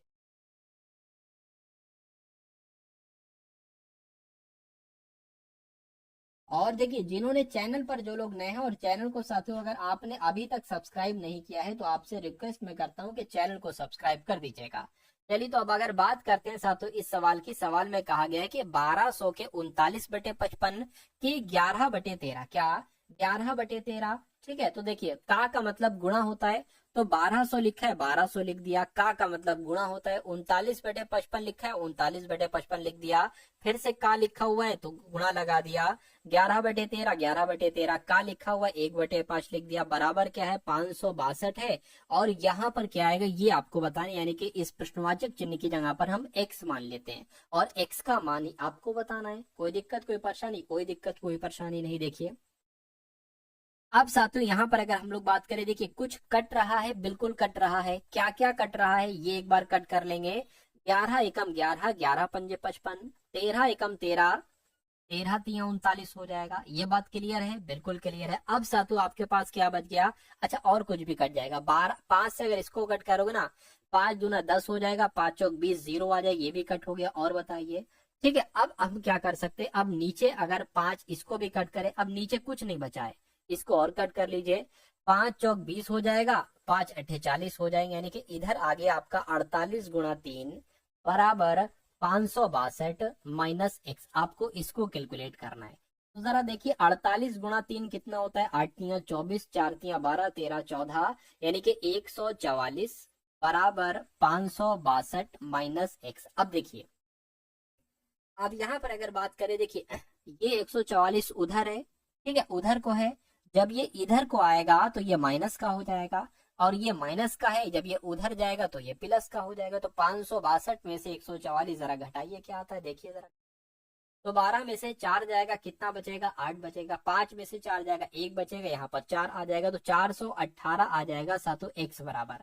या ऑप्शन में कहीं 418 लिखा हुआ है, बिल्कुल लिखा हुआ है, ऑप्शन नंबर सी में लिखा हुआ है। तो जिनका आंसर ऑप्शन नंबर सी है, मैं कहूंगा आंसर आपका बिल्कुल करेक्ट हो जाएगा भाई, बहुत बढ़िया, वेरी गुड क्लास। चलिए साथों, उसके बाद देखिए अगले नंबर का सवाल है, करके किसी स्कूल में लड़कों और लड़कों की संख्या, ठीक है, और लड़कियों की संख्या का अनुपात 4:1।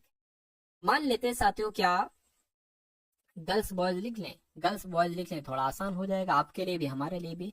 यानी कि यहाँ पर बॉयज और गर्ल्स के बारे में बताया गया, बॉयज और गर्ल्स के बारे में बताया गया है। यानी कि अगर लड़के 4 हैं तो लड़कियां 1 हैं। यानी कि लड़कों के 75% को और लड़कियों के 70% को छात्रवृत्ति मिलती है, स्कॉलरशिप मिलती है। तो उन विद्यार्थियों का प्रतिशत बताइए जिनको छात्रवृत्ति नहीं मिलती। अब देखिए इनका अनुपात क्या है साथियों, 4:1 है। या एक काम करिए, थोड़ा सा बड़ा अनुपात इनका कर लो, इसको 400 कर लो, इसको 100 कर लो। यानी कि अगर लड़के 400 है तो लड़कियां 100 होंगी, ठीक है। और कहा जा रहा है कि लड़कों के 75% को छात्रवृत्ति मिलती है, लेकिन यहाँ पर पूछा जा रहा है कितनों को नहीं मिलती है। जो भैया लड़के के 75% को छात्रवृत्ति मिलती है, यानी कि लड़कों के 25% को छात्रवृत्ति नहीं मिलती है। जिनको नहीं मिलती है वो हमसे पूछा जा रहा है, तो वही हम निकालेंगे। क्यों वो निकाले जो हमें चाहिए नहीं है। तो 4 जीरो से ये 2 जीरो से 2 जीरो कट जाएगा, 25 गुणा 4 कितना हो जाएगा, 100 हो जाएगा। यानी कि 100 लड़कों को छात्रवृत्ति नहीं मिलती है। अब देखिए लड़कियों का क्या है, यानी कि लड़कियों के 70% को छात्रवृत्ति मिलती है। तो मैं कहूंगा लड़कियों के, ठीक है, 30% को छात्रवृत्ति नहीं मिलती है। तो देखिए कितनों को नहीं मिलती है, 30 को छात्रवृत्ति नहीं मिलती है। तो ये कुल मिला के 100 लड़के और 30 लड़कियां होंगी, यानी कि मैं कहूंगा 130 लोगों को, 130 लड़के लड़कियों को छात्रवृत्ति नहीं मिलती है। तो कुल मिला के कहा जा रहा है कि इसको प्रतिशत में बदलिए, 130 को तो गुणा 100 लगा लेंगे, बटे में क्या आ जाएगा, बटे में इन सबका योग आ जाएगा, यानी कि यहाँ पर 500 आ।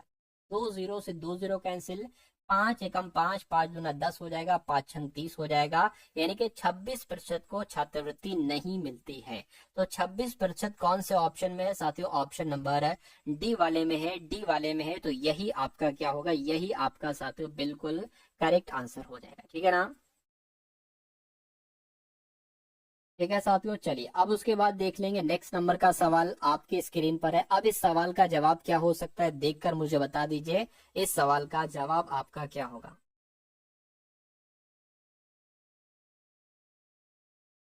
चलिए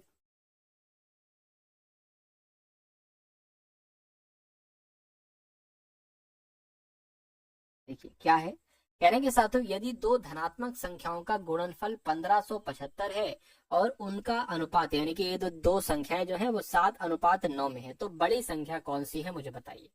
देखिए ये संख्याओं का अनुपात है, यानी कि 7x और 9x, ये संख्याओं का क्या हो जाएगा, अनुपात हो जाएगा। कहने कि इनका अगर गुणनफल हम कर देते हैं तो 1575 आता है, यानी कि 7x गुणा 9x बराबर कितना हो जाएगा साथियों, 1575 हो जाएगा। तो 7 और 9 की गुणा करेंगे, 7 नीम कितना हो जाएगा, 63 हो जाएगा। x और x की गुणा होगी तो x स्क्वायर आ जाएगा। बराबर कितना आ जाएगा, 575 आ जाएगा। तो जरा इसको कट कीजिए, एक्स स्क्वायर बराबर कितना हो जाएगा, 1575 बटे कितना हो जाएगा, 63 हो जाएगा। इसको जरा कट करके बताइए। देखिए किससे, 9 से कट करें, 9 सत्ते 63 हो जाएगा। 9 से इसको कट करें, 9 एकम 9 कितना बच जाएगा, 67 हो जाएगा। ठीक है, 9 9 एकम 9 हो जाएगा। ठीक है, और वही 9 सत्ते 63 हो जाएगा, 4 बचेगा, 45 हो गए, 9 पंजे 45 हो गए, 7 से कट हो गया। देखिए जरा, 7 दूना 14 हो गया, 7 पंजे 35 हो गया, यानी कि एक्स स्क्वायर बराबर कितना आ गया, 25 आ गया। तो एक्स बराबर कितना आ जाएगा साथियों, 5 आ जाएगा। तो कह रहे कि बड़ी संख्या क्या है, देखिए छोटी संख्या क्या है, छोटी संख्या 7 है। अब जब x बराबर 5 है और 7x यानी कि 7 गुणा 5 कितना हो जाएगा, 35 हो जाएगा। 9 गुणा 5 कितना हो जाएगा, 45 हो जाएगा। 9 पंजे 45। तो छोटी संख्या अगर पूछता तो 35 बताते, बड़ी संख्या पूछी गई है यहाँ पर तो 45 आपका यहाँ पर बिल्कुल सही जवाब हो जाएगा भाई। बहुत बढ़िया, वेरी गुड क्लास। ठीक है ना, चलिए उसके बाद देख लेंगे नेक्स्ट नंबर का सवाल, तो जिनका आंसर 45 है बिल्कुल सही है।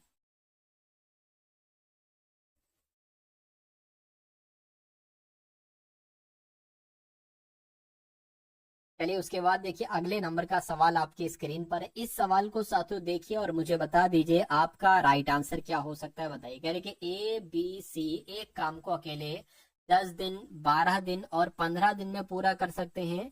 यदि वे एक साथ मिलकर काम करना शुरू करें तो काम पूरा करने में कितने दिनों की जरूरत होगी। अब यहाँ पर 3 लोग हैं, मुझे बताइए फटाफट आप लोग आंसर क्या हो सकता है। कह रहे कि ए अगर काम करता है तो इसको 10 दिन लगते हैं, बी उसी काम को करता है 12 दिन लगते हैं, सी उसी काम को करता है तो 15 दिन लगते हैं। यानी कि अगर बात करें टोटल काम कितना होगा तो एक ऐसा नंबर लीजिए जो 10 से भी कट जाए, 12 से भी कट जाए, 15 से भी कट जाए। मैं कहूंगा वो नंबर 120 हो जाएगा। 10 अगर इसको कट करेंगे तो 12 आ जाएगा, 12 दाम कितना हो जाएगा, 120 हो जाएगा, 15 अट्ठे 120 हो जाएगा। कहने का मतलब यह है कि ए एक दिन में 12 काम करता है, सी एक दिन में 8 काम करता है और बी एक दिन में 10 काम करता है। तो अगर आपसे पूछा जाता कि टोटल काम, अच्छा यही तो पूछा गया, कह रहे कि यदि वे एक साथ मिलकर काम करना करे तो उस काम को कितने दिन में करेंगे। टोटल काम कितना है, टोटल काम 120 है। अगर देखिए ए 12 काम करता है एक दिन में, बी 10 काम करता है और सी 8 काम करता है। मैं कहूं अगर ये तीनों मिल जाते हैं तो ये तीनों एक दिन में कितना काम करेंगे, 12 8 20 और 10 30, यानी कि तीनों एक दिन में 30 काम करेंगे। तो टोटल काम अगर 120 है और एक दिन में 30 काम हो रहा है तो 4 दिन में पूरा काम निपट जाएगा। तो यही तो आपसे पूछा जा रहा था कितने दिन में कार्य निपट पाएगा, अगर तीनों लोग करते हैं तो ये 4 दिन में निपट जाएगा। ठीक है ना। तो इस प्रकार जिनका आंसर ऑप्शन नंबर सी के साथ था तो मैं कहूंगा आंसर आपका बिल्कुल करेक्ट था। उसके बाद देखिए अगला सवाल आपकी स्क्रीन पर है साथियों, देखिए इस सवाल को देखिए और मुझे बता दीजिए कि आपका राइट आंसर क्या हो सकता है। कह रही कि किसी वस्तु को 72 रुपए में बेचने पर 10% की हानि होती है। 5% का लाभ प्राप्त करने के लिए उस वस्तु का विक्रय मूल्य क्या होना चाहिए, मुझे बताइए। देखिए 10% की हानि होती है यानी कि उस वस्तु को 90% में बेचा जाता है, और जब 90% में बेचा जाता है तो 72 रुपए की जाकर वो वस्तु बिकती है। ठीक है, तो अब पता क्या करेंगे, 72 और बटे 90 जो आ जाएगी ये 1% की वैल्यू हो जाएगी। 5% का लाभ से आपको बेचना है तो इसकी गुणा आपको 105% से करना पड़ेगा। 105 से गुणा कर दीजिए, आंसर आपका इसको कैलकुलेट करने के बाद निकल आएगा। ठीक है, तो इसको साथियों कैलकुलेट आप लोग कर लीजिए। 9 एकम 9 हो जाएगा, 9 अट्ठे 72 हो जाएगा। 5 दूना 10 हो जाएगा, 5 दूना 10, 5 एकम 5 हो जाएगा। 4 से कट करोगे 4 आ जाएगा। तो 21 और 21 गुणा 4 कितना हो जाएगा, 84 हो जाएगा। तो मैं कहूंगा साथियों 84 यहाँ पर आपका जो होगा वो बिल्कुल करेक्ट आंसर हो जाएगा। ठीक है, चलिए बहुत बढ़िया, वेरी गुड क्लास।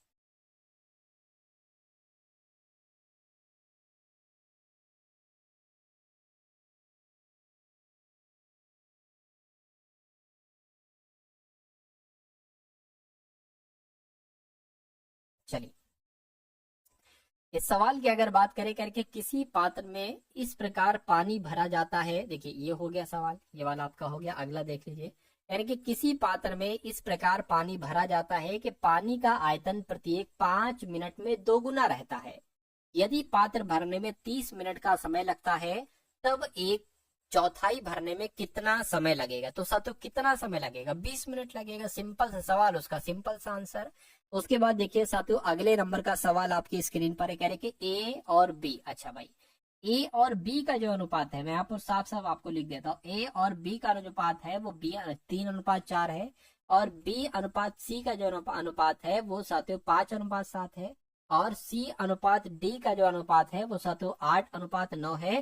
तो कहने का अगर आपसे ये पूछा जाता तो ये बताइए, क्या बताइए, तो बताइए ए अनुपात बी अनुपात सी अनुपात डी, ये बताइए। अगर ये आपसे पूछे तो आप साथियों इसको कैसे करते हैं, ये कुल मिला के सबसे पहले मुझे आप लोग बता दीजिए। सबसे पहले साथियों यही आप लोग मुझे बता दीजिए, क्या आपका यहाँ पर राइट आंसर हो सकता है साथियों, फटाफट कमेंट करके बताइए मुझे। चलिए देखिए, अगर हम सबसे पहले ये निकालें ए अनुपात बी अनुपात सी, तो आपको पता क्या करना पड़ेगा, आपको साथियों ये उल्टा एन बनाना पड़ेगा। क्या बनाना पड़ेगा आपको साथियों, यहाँ पर उल्टा एन बनाना पड़ेगा। उल्टा एन का क्या मतलब है, अगर आप 3 की गुणा 5 से करोगे तो ये ए निकल आएगा, 3 पंजे 15। अगर आप 5 की गुणा 4 से करोगे, 5 चौक 20, तो ये बी निकल कर आएगा। 4 की गुणा 7 से तो ये सी निकल कर आएगा, 728। तो अगर आपसे ये पूछा जाता है कि ए अनुपात बी अनुपात सी अनुपात का क्या होगा, तो 15:20:28 बताते। लेकिन यहाँ पर सी अनुपात डी भी है, तो साथियों सी अनुपात डी यहाँ पर ऐसे लिख लीजिए आप। अब पता क्या करेंगे, अब आपकी 15 की गुणा अगर 8 से करेंगे, क्या अगर आप 15 की गुणा 8 से करेंगे तो ये ए निकल कर आएगा, क्या ए अनुपात बी अनुपात सी अनुपात डी। 15 की गुणा 8 से करेंगे तो 15 अट्ठे कितना होता है साथियों, 120, यानी कि 120 ये आपका ए हो जाएगा। ठीक है, ये आपका हो जाएगा।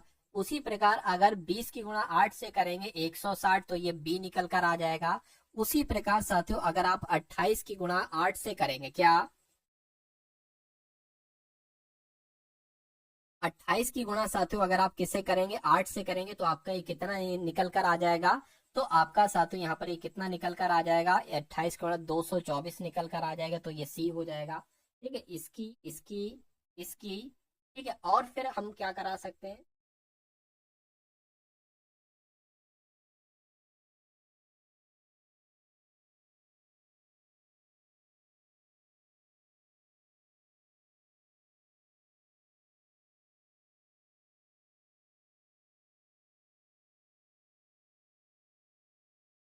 ठीक है। अब देखिए, आप 15 की गुणा अगर आप 9 से कराएंगे तो यहाँ पर क्या आ जाएगा, देखिए जरा, थोड़ा सा सिस्टम था, मैं थोड़ा सा हल्का सा भूल रहा हूँ। ठीक है, 15 की इससे, फिर इसकी इससे, फिर इसकी इससे, और फिर मेरे ख्याल से 28 की 9 से होगी, 28 की 9 से होगी। ठीक है, तो 28 की गुणा अगर आप 9 से कराते हैं तो 252 आ जाएगा, क्या, तो साथियों 200 यहाँ पर 52 आ जाएगा। क्या आ जाएगा साथियों, एक सेकेंड, 200 यहाँ पर 52 आ जाएगा।